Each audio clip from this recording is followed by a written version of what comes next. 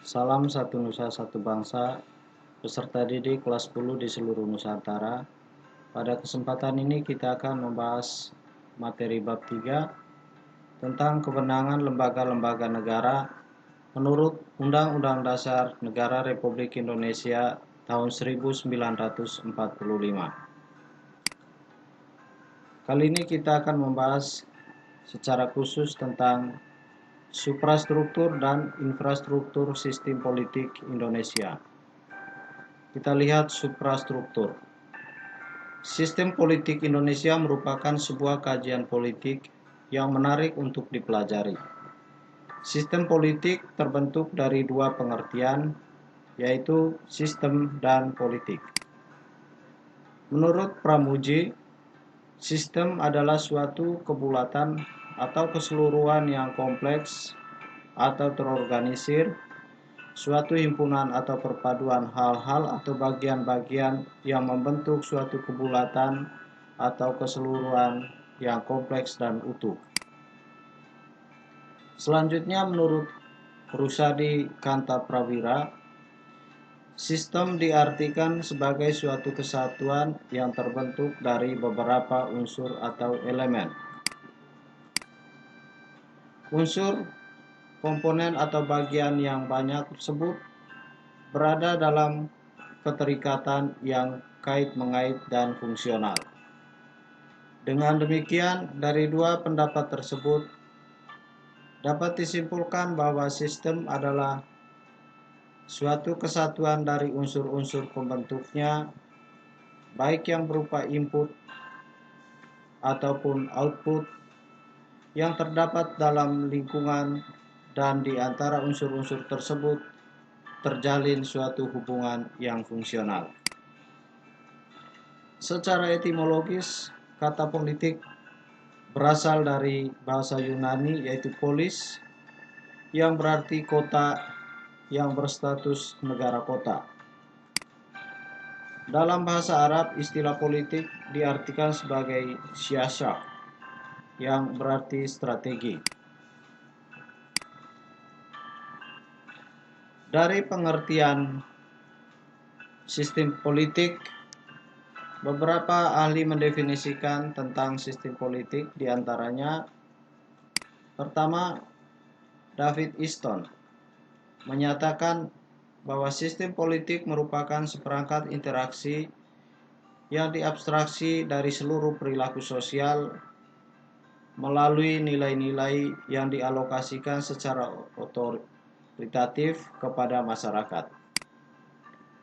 Menurut Robert Dahl, menyimpulkan bahwa sistem politik mencakup dua hal, yaitu pola yang tetap dari hubungan antar manusia, kemudian melibatkan sesuatu yang luas tentang kekuasaan, aturan, dan kewenangan.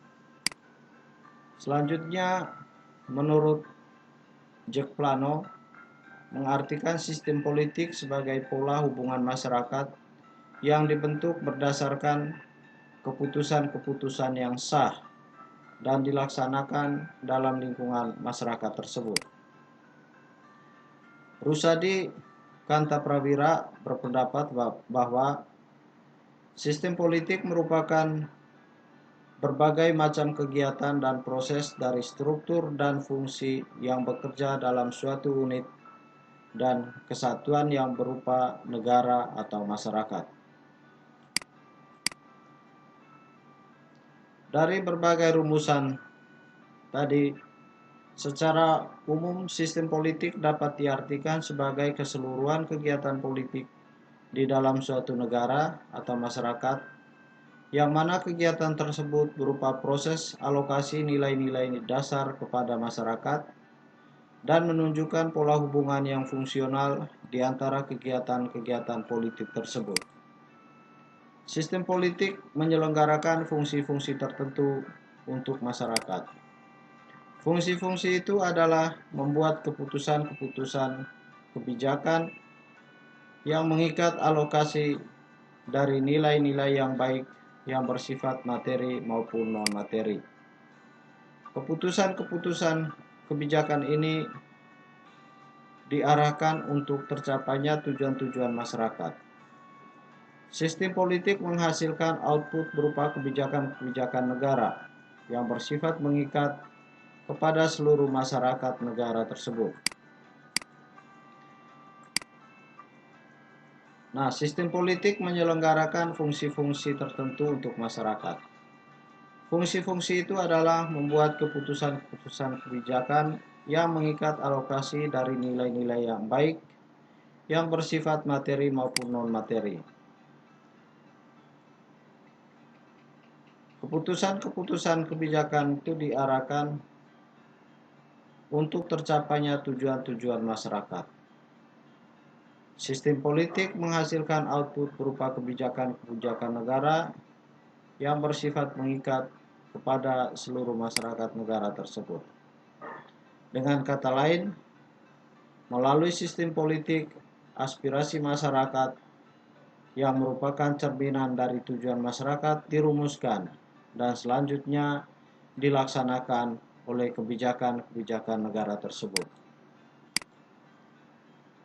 Sistem politik berbeda dengan sistem-sistem sosial lainnya.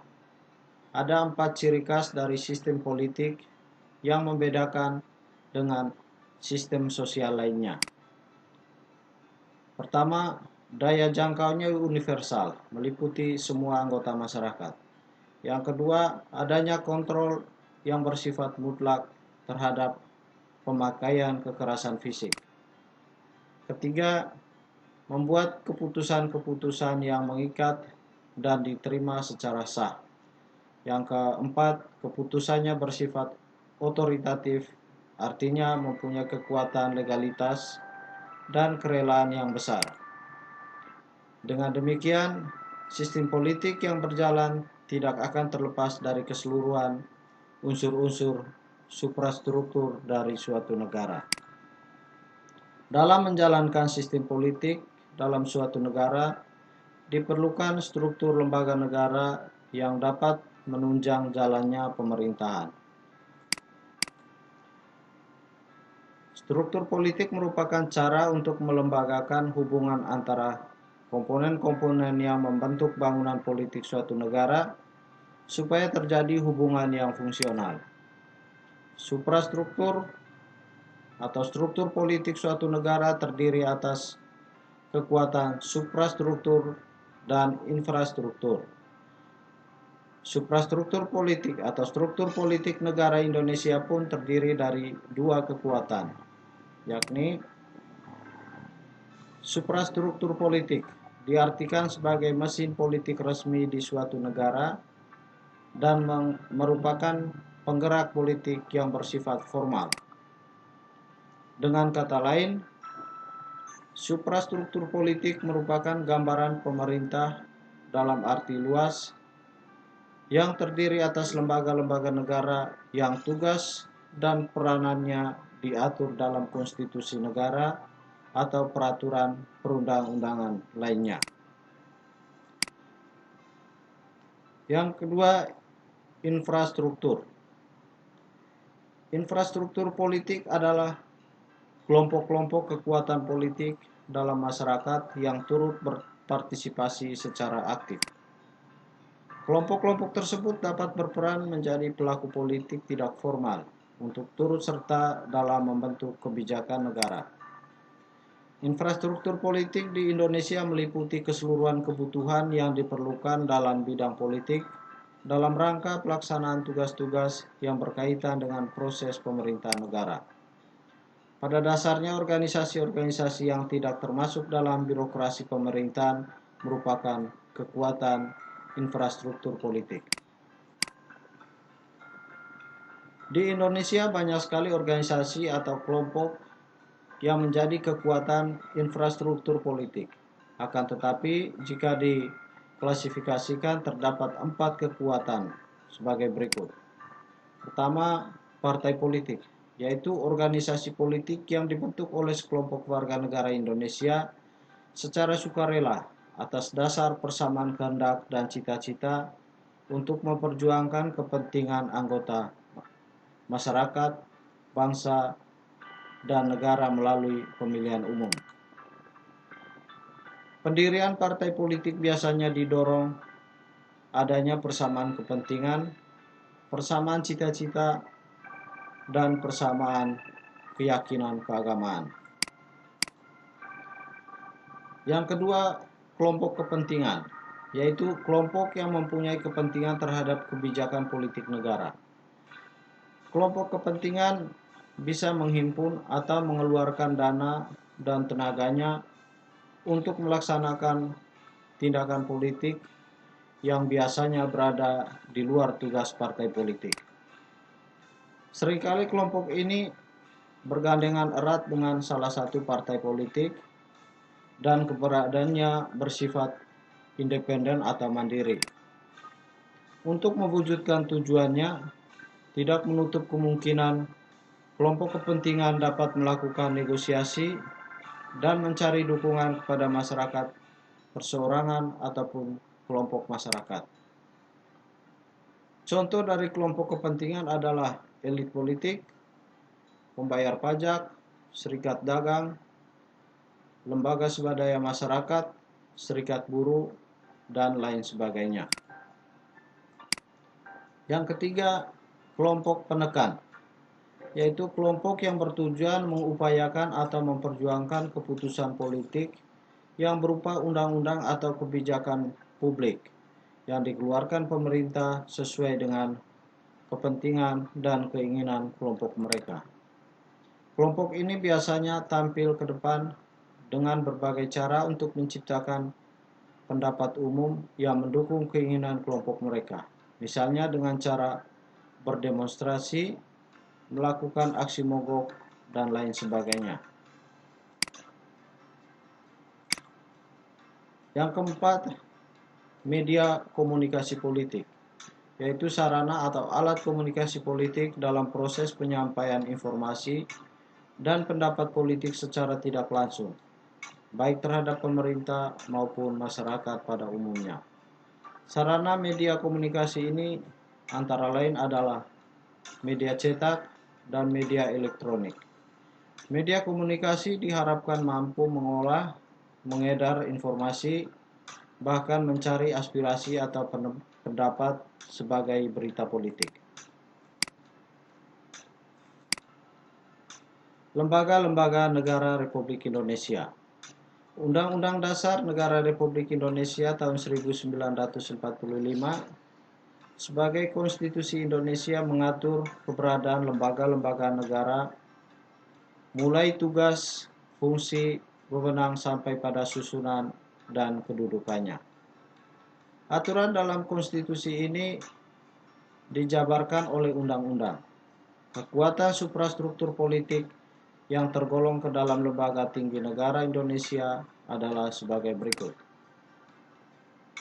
Pertama, MPR, kedua DPR, 3 DPD, 4 Presiden dan Wakil Presiden, 5 Mahkamah Agung, 6 Mahkamah Konstitusi, 7 Komisi Yudisial, 8 Badan Pemeriksa Keuangan. Kedelapan lembaga negara ini merupakan kekuatan utama dalam suprastruktur politik negara kita.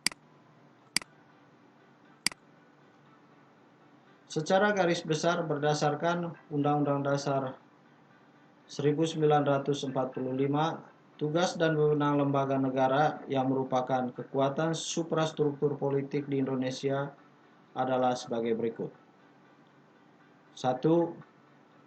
Majelis Permusyawaratan Rakyat atau MPR. Anggota MPR terdiri dari DPR dan DPD. Anggota MPR berjumlah sebanyak 550 anggota dan DPD berjumlah sebanyak 4 kali jumlah provinsi anggota DPD. MPR adalah lembaga tinggi negara dalam sistem ketatanegaraan Indonesia, bukan lembaga tertinggi negara. Tugas dan wewenang MPR adalah berwenang mengubah dan menetapkan Undang-Undang Dasar, melantik presiden dan atau wakil presiden, dan hanya dapat memberhentikan presiden dan wakil presiden dalam masa jabatannya menurut Undang-Undang Dasar Negara Republik Indonesia tahun 1945 sesuai pasal 3 ayat 1, ayat 2, dan ayat 3. MPR juga memiliki hak dan kewajiban seperti diatur dalam Undang-Undang Nomor 22 Tahun 2003 tentang susunan dan kedudukan MPR, DPR, DPD, dan DPRD. Selanjutnya, Presiden. Presiden dan Wakil Presiden dipilih langsung oleh rakyat dalam satu pasangan calon. Syarat menjadi presiden diatur lebih lanjut dalam Undang-Undang Dasar Negara Republik Indonesia tahun 1945 pasal 6 ayat 2 UUD Negara Republik Indonesia tahun 1945. Kekuasaan presiden menurut Undang-Undang Dasar Negara Republik Indonesia tahun 1945. 1. Membuat undang-undang bersama DPR. 2. Menetapkan peraturan pemerintah.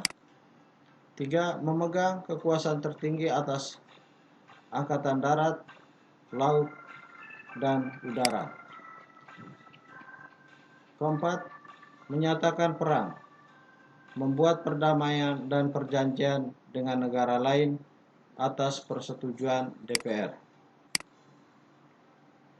Selanjutnya menyatakan keadaan bahaya, mengangkat dan menerima duta dan konsul dengan memperhatikan pertimbangan DPR, memberi grasi dan rehabilitasi dengan memperhatikan pertimbangan Mahkamah Agung, memberi amnesti dan abolisi dengan memperhatikan pertimbangan DPR, memberi gelar, tanda jasa, dan lain-lain tanda kehormatan, membentuk Dewan Pertimbangan yang bertugas memberi pertimbangan dan nasihat kepada Presiden, mengangkat dan memberhentikan menteri-menteri negara, dan mengaju rancangan undang-undang APBN. Selanjutnya, Dewan Perwakilan Rakyat atau DPR. Anggota DPR dipilih melalui pemilu. Kemudian, fungsi DPR adalah fungsi legislasi, fungsi anggaran, fungsi pengawasan. Hak anggota DPR adalah hak interpelasi, hak angket, dan hak menyatakan pendapat. Selanjutnya, hak anggota DPR, hak mengajukan pertanyaan, hak menyampaikan usul atau pendapat, dan hak imunitas. Selanjutnya, kita lihat yang keempat adalah Badan Pemeriksa Keuangan atau BPK. BPK merupakan lembaga yang bebas dan mandiri dengan tugas khusus untuk memeriksa pengelolaan dan tanggung jawab keuangan negara. Hasil pemeriksaan BPK diserahkan kepada DPR, DPD, dan DPRD. Yang kelima, Mahkamah Agung. Mahkamah Agung merupakan lembaga negara yang memegang kekuasaan kehakiman di samping sebuah mahkamah konstitusi di Indonesia.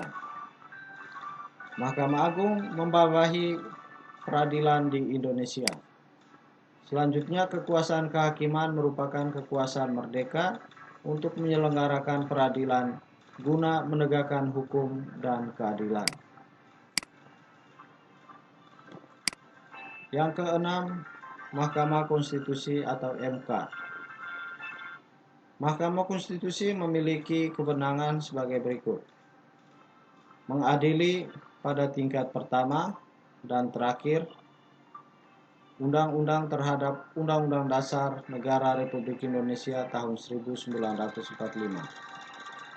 Selanjutnya, memutus sengketa kewenangan lembaga negara yang kewenangannya diberi oleh Undang-Undang Dasar Negara Republik Indonesia tahun 1945. Selanjutnya, memutus pembubaran partai politik, memutus hasil perselisihan tentang pemilu, memberikan putusan atas pendapat DPR mengenai pelanggaran presiden dan atau wakil presiden menurut Undang-Undang Dasar. Mahkamah Konstitusi beranggotakan 9 orang, yakni 3 anggota diajukan oleh Mahkamah Agung, 3 anggota diajukan oleh DPR, dan 3 anggota diajukan oleh Presiden. Selanjutnya yang ketujuh, Komisi Yudisial. Komisi Yudisial adalah lembaga mandiri yang dibentuk Presiden atas persetujuan DPR. Komisi Yudisial berwenang mengusulkan pengangkatan Hakim Agung serta menjaga dan menegakkan kehormatan, keluhuran martabat, dan perilaku hakim. Yang kedelapan, Dewan Perwakilan Daerah atau DPD. DPD merupakan bagian dari keanggotaan MPR yang dipilih melalui pemilu dari setiap provinsi.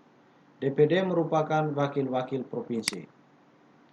Anggota DPD berdomisili di daerah pemilihannya selama bersidang bertempat tinggal di ibu kota negara. DPD berhak mengajukan rancangan undang-undang yang berkaitan dengan otonomi daerah dan yang berkaitan dengan daerah.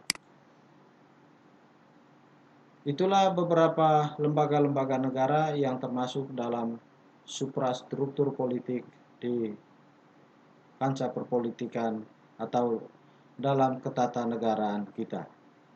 Sekian materi kali ini. Terima kasih. Jangan lupa like, komen, dan subscribe.